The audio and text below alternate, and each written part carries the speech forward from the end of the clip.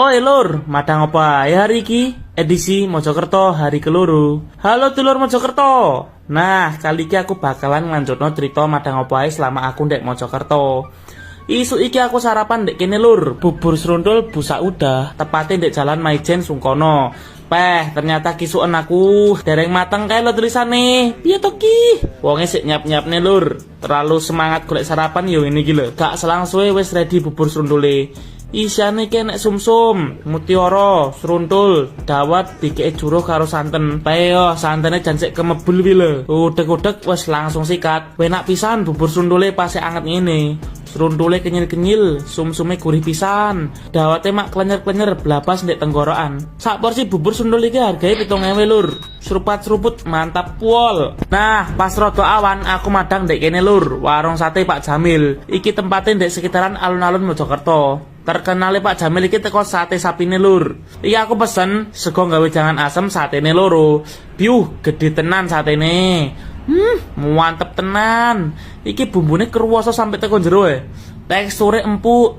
Jangan aseme jan seweger. Lek ngene yo auto telap-telep to. BTW aku bayar entek 28.500 gawe sego sak satene loro mau. Jos tenan. Mulai teko Pak Jamil aku mampir ndek Pak Lek bakul pentol Korea, tepate ndek ngarep Gelora. Aku tuku 5.000 iku lur. Penasaran ambuhe iki lho, suwedep nemen, gareng ngiler.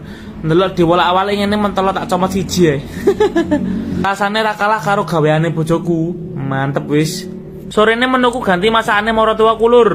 Nyambel tomat, lawet, tempe tahu goreng, endog dadar utek sapi, karo iwak belanak goreng, lalapan timun.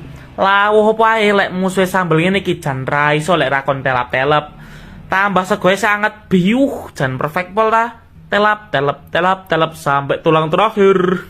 Bengine aku mampir ndek bakso ucup, tepatnya iki ndek Benteng Pancasila. Aku pesen bakso lemak lur. Isiane enek tahu goreng, tahu godhog, pentol cilike 3, pentol gedene 1, bihun karo cambah. Pentole cilike enak, sing istimewa iki lho, pentol gedene. Gajih ungkul ndek jero pentole rasane lumer. Gak marai enek ya. Gawe harga bakso iki sak porsi 13.000. Mantap kan? Mari sing panas-panas aku tuku iki lur. Sop buah lek ngarani ndek kene. Iki isian buahe enek semangka, stroberi, apel, pir, sawo, nanas, gedang. Jan lengkap pol. Gawe hargane iki per porsi 15.000. Suwegere nampol.